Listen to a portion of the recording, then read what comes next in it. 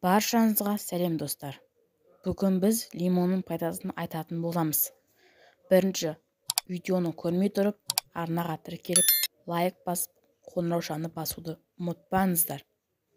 Лимон бізге сонау Үндістан мен Қытай жерлерінен келген екен.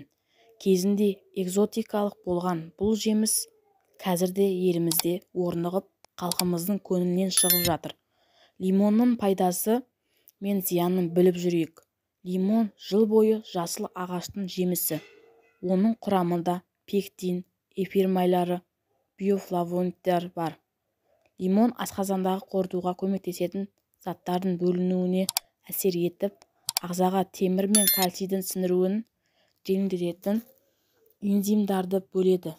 Өзі қышқыл болғанына қарамастан, ол асқазан суларының қышқылдығын төмендетеді. Әрине, лимон құрамындағы дәрумені жайлы айтпай қоймасқа болмайды. Ол жалпы иммунды жүйені жақсартып, түрлі ауруларға тоқсауыл болады. Лимон ағзадан қажет емес кір-қоқыстарды шығаруға да көмектеседі. Мысалы, ұзақ уақыт дәрі, антибиотик қабылдасаңыз, лимонның көмегімен бауырыңызды улы заттардан тазартсаңыз болады. Лимон шырыны мен қабығы антисептикалық қасиетке ие. Онымен жараларды сүртіп, ерітіндісімен тамақ шайса болады. Лимон қан құрамындағы холестерин деңгейін төмендетіп, тәбетті ашады. Лимон құрамындағы дәрумені қан тамырларын беріктендіріп, қан қысымын көтереді. Әрине, лимонның ең танымал қасиеті жұқпалы тұмау ауруына төтеп бере алуы. Сүйелдер. 2 лимонның ұсатылған қабығын 30% сірке судан 1,5 стакан құйыңыз. Тығыз жабылған ыдыста кезеңдеп, шайқап отырып 8 күн ашыту. Сүзіңіз. Оның тұнбада суланған тампонды күніне бірнеше рет сүйелдерге жағыңыз. Секпілдер. 100 грамм бал алып 1 лимон шырынымен араластырыңыз.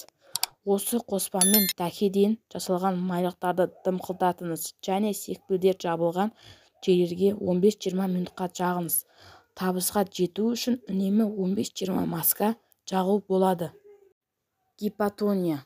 Төмен қан қысымы болған кезде климактериялық кезеңінде тамақтан соң үгітілген кофе дәмдерінен 50 грамм, 1,5 килограмм балдан және 1 лимонның шырынынан жасалған қоспаны 2 сағаттан кейін 1 шай қасықтан қабылдаңыз.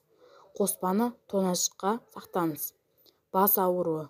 Жаңа піскен лимонның қабығын алыңыз. Седрадан тазартыңыз. Қабаққа салыңыз және бірнеше уақыт ұстаңыз. Кейін терінің үстінде лимон қабығының астында қызыл тамба пайда болады. Ол қызиды және қышиды, ал бас ауруы басылады. Босанудан кейін тазарту.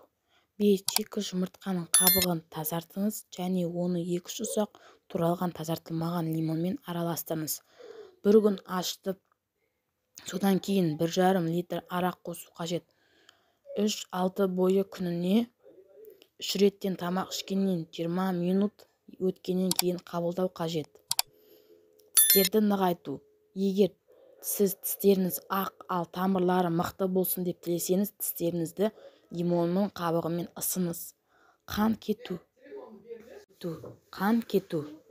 Жатырдан қатты қан кетуде 6 жұмыртқаның ақтарынан 1,5 шай қасығы лимон қышқылымен араластырып ішіп қойыңыз. Егер қажет болса, қайталаңыз. Мүйізгектер. Ұйықтар алдында аяқты ыстық сумен буландырыңыз. Құрғақ болғанша сүртіңіз және кішкене балдырмен лимонның қабығын лимонның шетін мүйізгекке байлап қойыңыз.